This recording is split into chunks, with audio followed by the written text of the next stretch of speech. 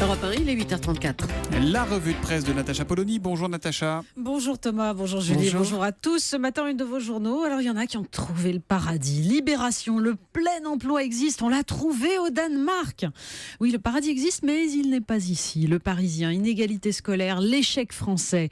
Et le Figaro, un sommet pour tenter de sauver l'Europe. François Hollande est dans la place ce matin. Mais oui, enfin non, il est beaucoup plus haut que ça. En fait, il a choisi de prendre de la hauteur. Il plane dans les hautes sphères de la pensée. Et pour ça, il a accordé donc en juillet une interview à Marcel Gauchet et Pierre Nora. Vous savez, deux penseurs de la gauche réformiste qui s'étaient opposés parmi les premiers à la réforme du collège. Donc vous vous souvenez, Najat Vallaud-Belkacem avait dénoncé les pseudo-intellectuels qui critiquaient son projet.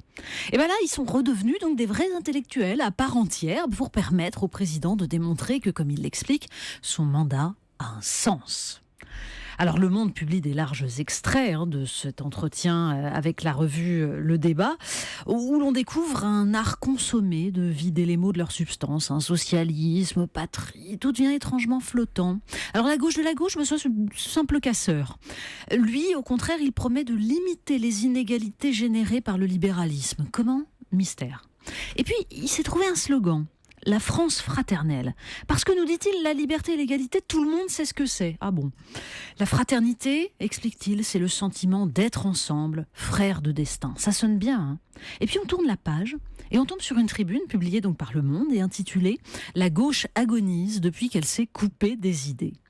Et on se dit qu'il ne suffit pas de parler dans une revue intellectuelle pour produire une pensée. À lire également dans Le Monde un scandale africain qui en dit long sur le mépris que certains ont pour l'Afrique. Exactement, c'est beaucoup plus intéressant. Ça, comment les pétroliers écoulent des carburants frelatés en Afrique. Des navires en fin de vie qui partent de Rotterdam ou Anvers pour livrer dans les ports d'Afrique de l'Ouest de l'essence et du diesel mélangés à des produits chimiques bon marché et qui seraient totalement invendables ailleurs tant la teneur en soufre est élevée. On appelle ça la qualité africaine, polluante, toxique. Un comble d'ailleurs pour des pays producteurs de pétrole comme le Congo, le Nigeria ou la Côte d'Ivoire. Mais en fait, les raffineries africaines sont laissées à l'abandon. L'or noir est exporté vers l'Europe et les États-Unis. Puis les produits raffinés sont réimportés. Juteux commerce pour les multinationales occidentales. Avec une population urbaine qui devrait tripler d'ici à 2050, l'Afrique va devoir régler le problème pour simplement pouvoir respirer. Un problème de nom, à présent, ça pourrait être un film, un problème de nom, mais non, c'est dans l'Obs. Exactement, c'est dans l'Obs et c'est un phénomène alors totalement anecdotique, mais très agaçant. Que vous ne vivez pas, Thomas, vous allez voir pourquoi. La propension des administrations à désigner les femmes mariées par le nom de leur époux, même quand elles ne l'ont jamais utilisé. C'est une source d'imbroglio absolument invraisemblable, alors que rien dans la loi n'oblige à respecter ce qui ne relève en fait que de la coutume. Le nom d'une femme, juridiquement, n'est que celui qui est inscrit sur son état civil. Alors imaginez la situation de cette chercheuse, par exemple, qui a toujours publié sous son nom de femme mariée, elle, et qui, lors de son divorce, s'est vue interdire par la justice d'utiliser le nom de son ex-époux. Plus aucune traçabilité de ses publications, je ne sais plus comment je m'appelle, dit-elle. Tout ça, il vaut mieux y songer du coup au moment du mariage. Un trésor disparu. Oui, avis à tous ceux qui se rêvent en Indiana Jones. Le Parisien Magazine revient sur la disparition d'un trésor fabuleux, la chambre d'ambre. Un ensemble de panneaux d'ambre finement sculptés, offert par la Prusse à la Russie en 1716 et installé au palais de Tsarskoye Selo, près de Saint-Pétersbourg. À l'été 41, les nazis la démontent et l'emportent à Königsberg. En 1945, les Russes prennent la ville, le château est brûlé, plus aucune trace de la chambre. Depuis, il y a des passionnés qui rêvent de la retrouver dans des bunkers cachés. Le dernier en date, d'ailleurs, pourrait bientôt être exploré. Mais en fait, d'après les spécialistes, selon toute probabilité, le trésor a disparu dans les flammes en avril 1945.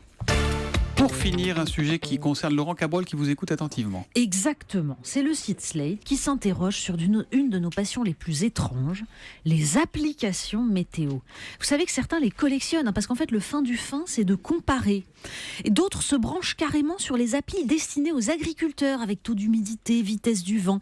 Une obsession du contrôle, nous dit Slate. Et puis alors, il y a celui, par exemple, qui, en vacances en Normandie, les consulte toutes les heures pour finalement constater qu'elles se trompent toutes et qui conclut conclut, bah oui, au bord de la mer, le temps change toutes les 10 minutes. Donc finalement, il vaut mieux écouter Laurent Cabrol le matin, c'est plus simple. Mais en fait, nous dit Slate, face à l'incertitude, on a enfin l'impression de maîtriser quelque chose.